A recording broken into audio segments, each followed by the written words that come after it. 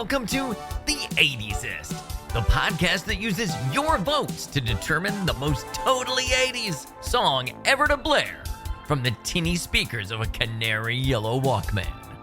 In the heart of rock and roll, Cleveland, Ohio, I'm Keith Marsteller. Joining me from Seattle, Washington is my longtime friend and the creator and co-host of the 80s-est, Joe Walk. Hey, Joe. Hey, Keith. I just want to say that tonight I feel like we are going to party, karamu, fiesta, forever. I would agree with that. Yeah, in the words of the great bard Lionel.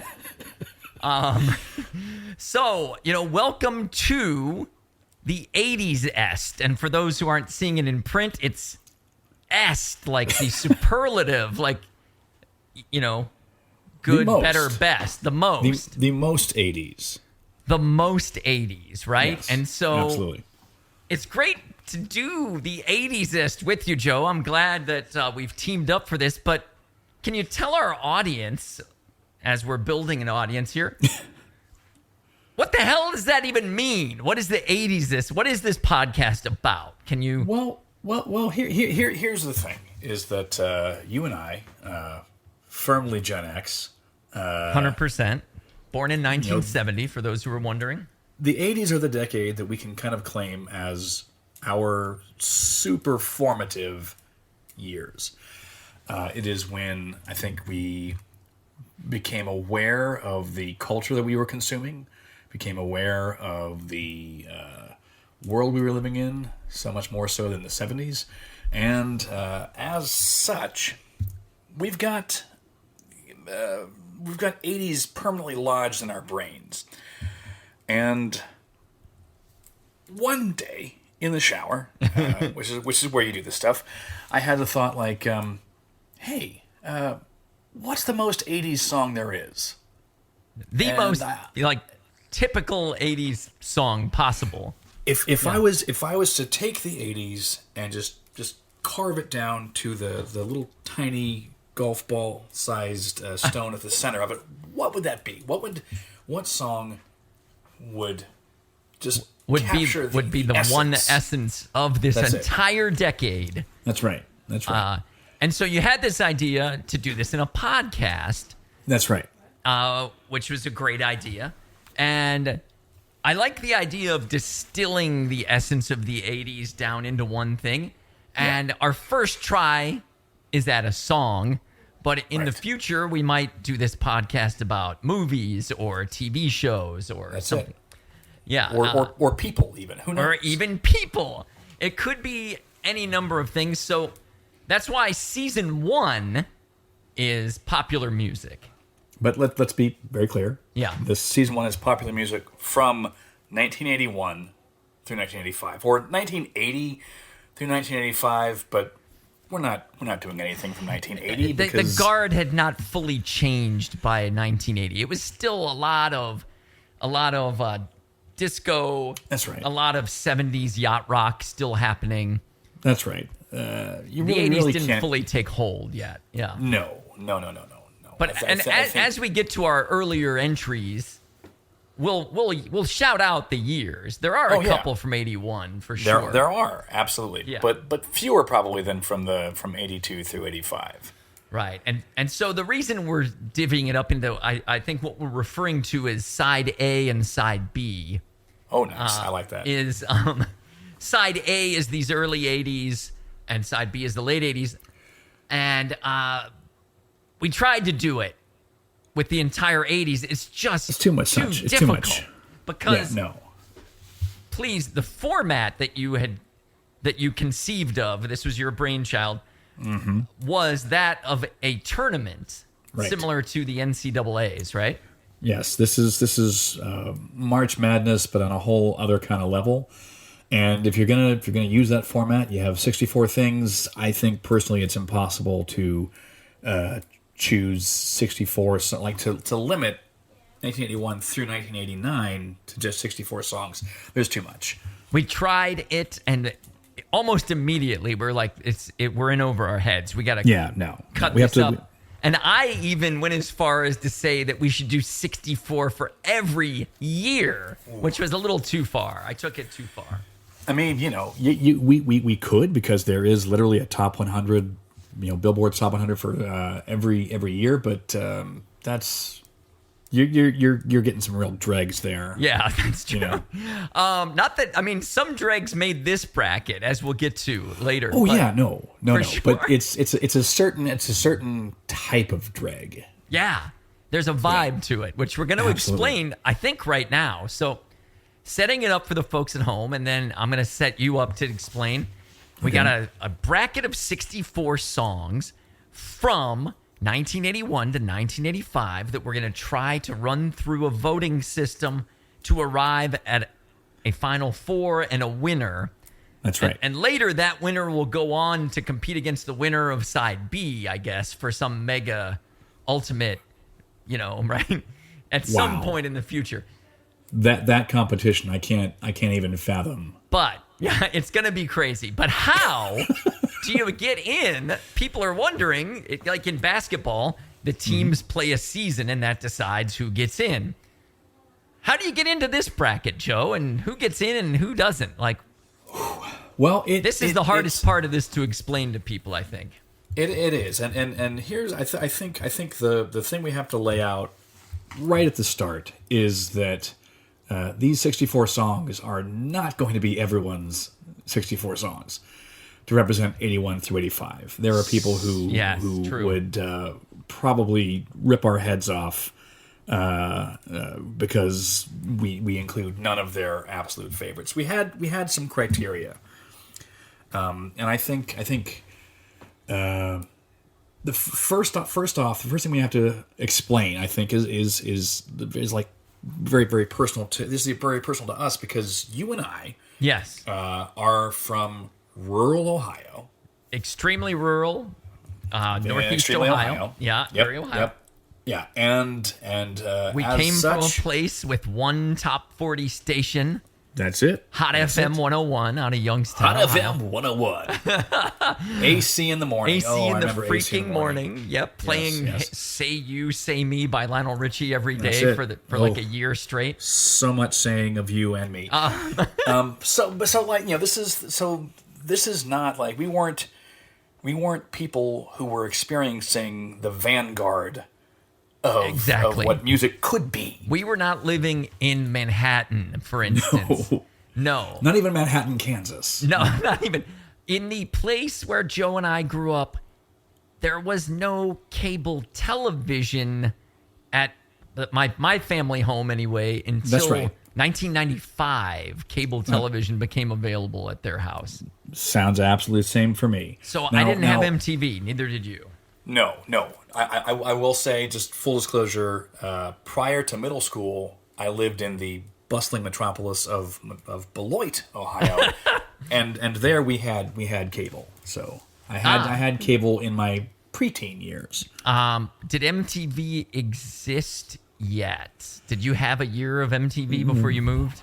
We did not. We had Friday night videos, as we all had. Yes. And then NBC, HBO, I believe. HBO had video jukebox that they would run in between features, and so there are some of these songs that I have the visuals firmly implanted in my head because I watched them on HBO's video jukebox a whole bunch. I watched a lot of HBO. I really did. Interesting. Yes. I did not, but so that is why anyone listening to this is probably going to have a very different experience than we had. Absolutely. I feel like listeners are going to think like, yeah, maybe 45 to 50 of these we would have in common, but then there's going to be like that last 14 to 16 where someone else is going to have more, more advanced kind of alternative music than we had yes, access to, right? No, my wife looked at our list and went, the fuck? Because this was not her. I mean, she's like, I listened to The Cure and Love and Rockets, and this was not what we had.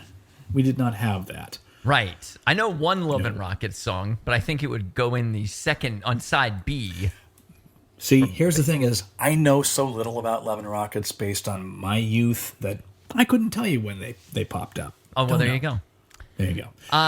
Yeah. I think also when, if you're setting up the expectation, these are 80s songs, you're going to have a lot of people who are like, oh, got it. Okay, so you got Michael Jackson, Prince, and Madonna, Prince, Bruce Springsteen. Yeah. Yeah, it's going to be all that. All of that. But it's not. We have none of those.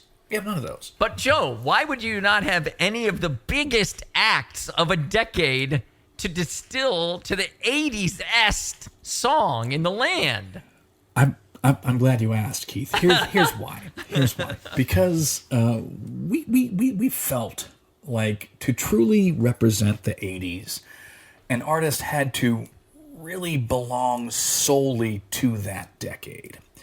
And because of that, Prince preceded the 80s. He had hits way past the 80s. He was so, prolific. I mean... Exactly. Madonna reinvented herself, 13 different times right. after the 80s. Springsteen is still doing 3-hour concerts in his 70s. And releasing new albums that are good. Yeah. A few years ago. Yeah. Yeah, I'm sorry, but there's no new and cool Dexy's Midnight Runners album. No, there's just not. Michael Jackson, I can see a case for keeping him in the 80s, but he did bleed out into the early 90s with... wait, that was a poor choice of words. He didn't actually bleed out in real life. No. But I mean, he had that Black or White, which I think might have been in the early 90s. Yeah. Paul, I mean, also, like a few others, he preceded the 80s because the Jackson 5 was, huge in the 70s. Well, for sure. So he wasn't just pigeonholed there. And as listeners will find out, we did find a way to kind of sneak Michael in the back door a little bit. That's true. We did. Into the bracket.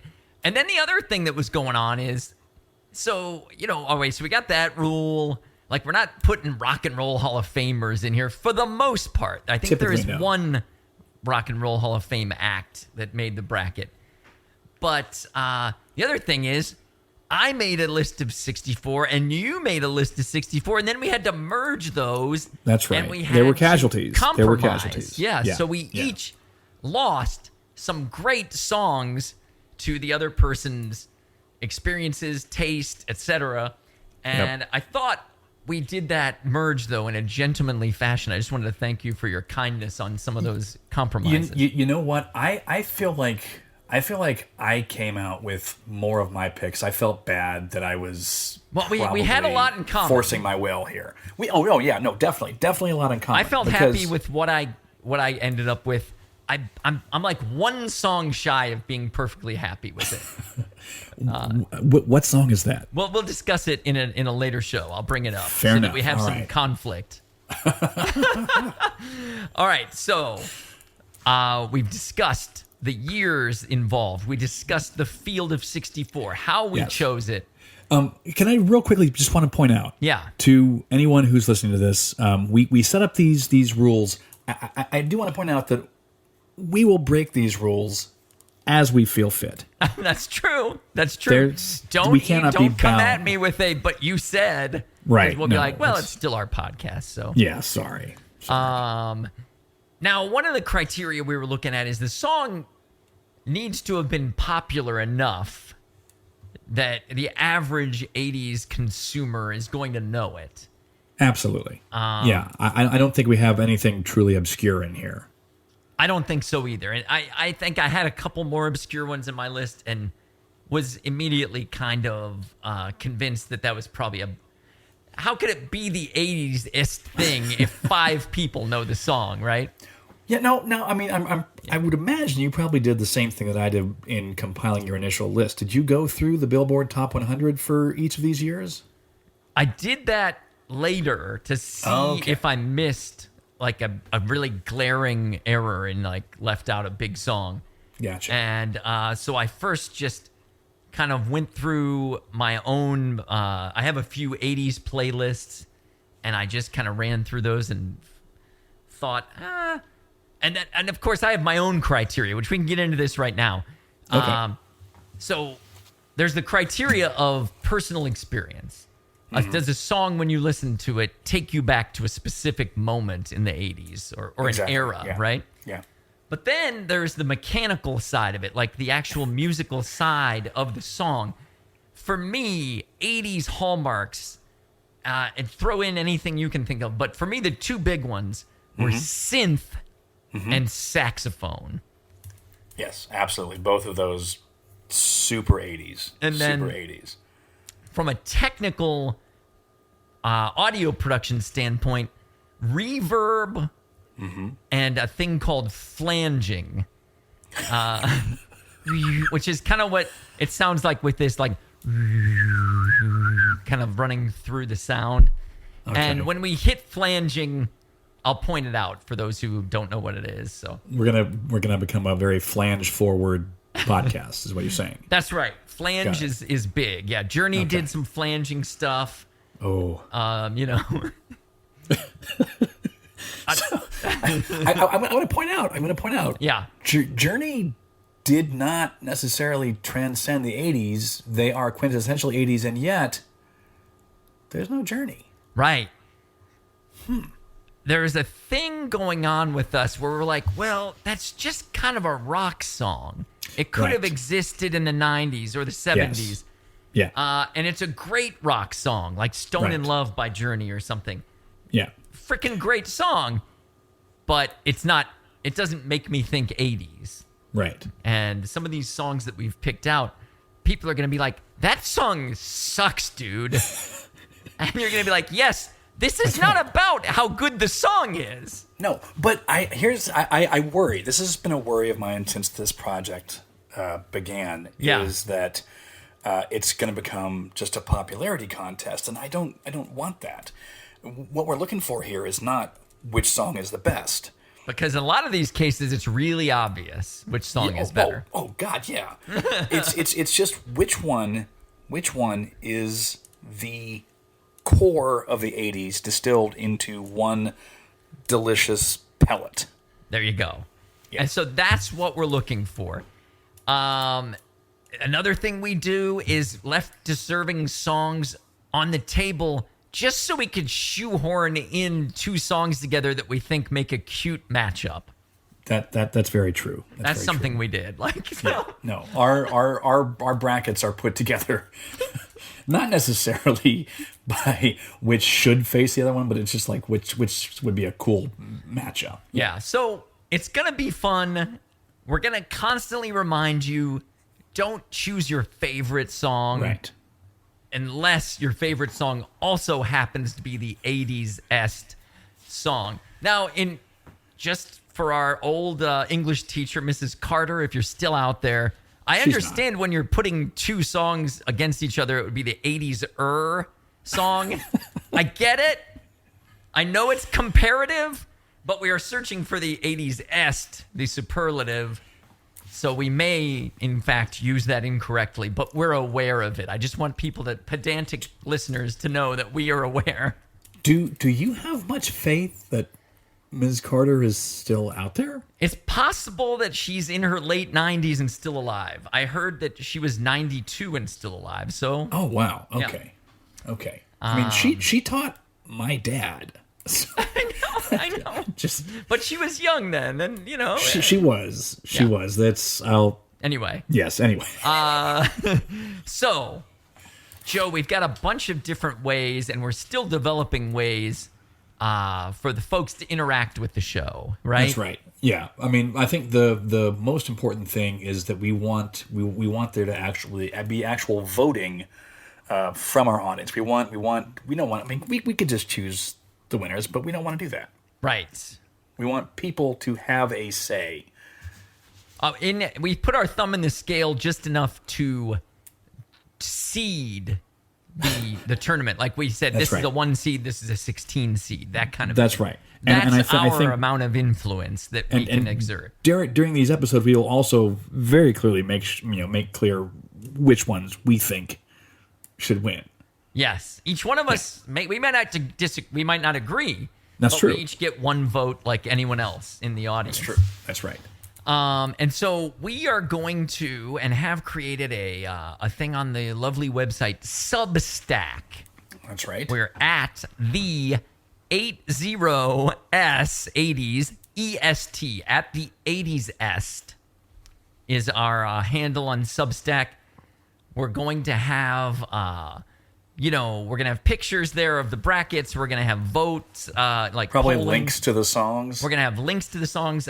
We have a Spotify account, the 80s-est, which we'll leave links for on Substack, where we're going to have all these regions. Right. And which we'll talk a little bit more about. Yes, we do have 4 regions, Joe. Do you remember what the 4 regions are? I do. Yeah. And I'm going to just point out that these regions, these regions are for the most part really arbitrary. I mean, there's 100%. Yeah. Yeah, people could be moved into any one of these regions. We have our first region that we're going to be talking about is movie songs. So songs from iconic 80s and non-iconic 80s movies. Movies and a couple of television shows that's squeezed true. in there. Or one TV show anyway. One TV show, the most musical TV show you could think of from the early 80s. Absolutely. So yeah, movies. We got a movies region. We have foreigners without that's not foreigner. Right. Foreigners without Foreigners foreigner. without the band foreigner. Right. It's just anyone who is originating from outside the U.S. Which there are a lot of, but we tried to go for the more exotic ones in that bracket. That's right. And Because we there's have like half the field is British, right? Yeah. Yeah. They were huge in the 80s. Then I think our last 2 categories are the most normal, I guess. We have bands and singers. Kind of self-explanatory. The singers would be someone like for example, like a Whitney Houston, someone who's just on her own or on his own, right? That's right. Although Whitney Houston is not in this. Right. But if she were, she would be in the singers bracket. That's right. That's right. And the band's bracket would be someone like Foreigner, but they're not in this either. Hell no. But so that's what we've got. Right. The stage is set. The other thing we were going to mention is now this episode is going just a little bit longer than we think our average episode will be because we're trying to we're going to keep settle it up. brief. Keep it brief. The idea is to have bite-sized episodes, like It's if I may, it's like if you have shredded wheat. It's this giant brick of wheat, this big wheat biscuit. We're more the spoon size shredded wheat. Spoon-sized shredded wheat. That's right. We're the thing you listen to at your kid's soccer practice, or when you you had 10 minutes where you're waiting for somebody, or you're at the doctor's office. Yeah. Can I? So if you go, if it's like a Thursday night, you don't want to cook. One of you says, I'll go get some takeout. You go and you don't order it online. You go to the restaurant. You go. Let's say you're going to get burritos. Sure. You go to the burrito place. Not like a Taco Bell, but like an actual burrito place. A real and place. They're like, yeah. And they're like, okay, like 15, 20 minutes. Boom. There's an episode. Yeah, we're there for you.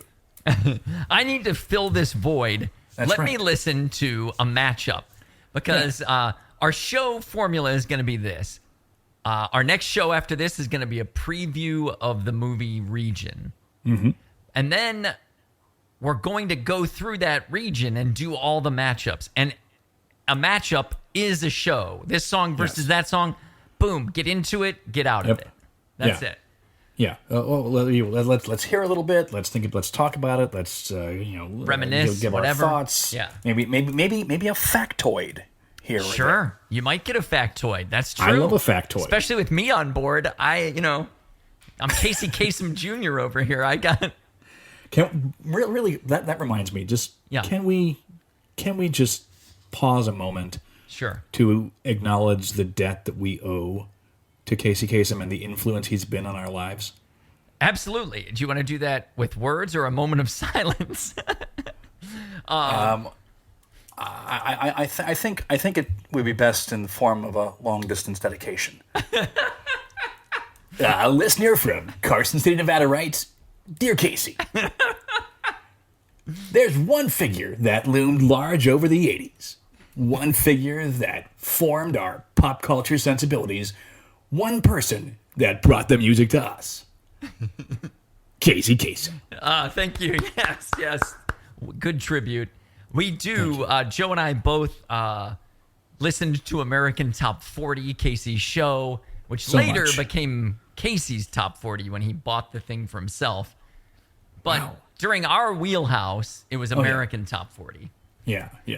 And that's how I consumed my pop music on the weekends, was like to find out who's number one. Like, and you were Absolutely. invested in, was the band that you like, was the song that you liked gonna make it? That's right.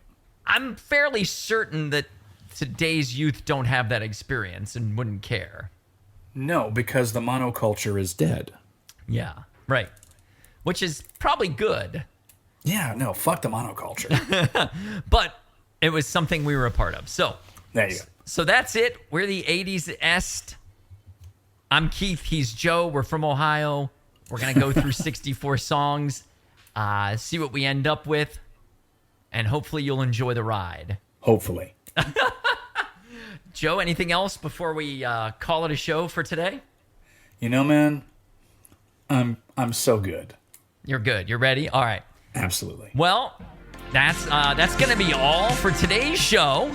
But join us next time on the 80s-est when we will preview our first region, the movie region. Until then, on behalf of Joe, this has been Keith saying, keep your keyboard close and your guitar closer.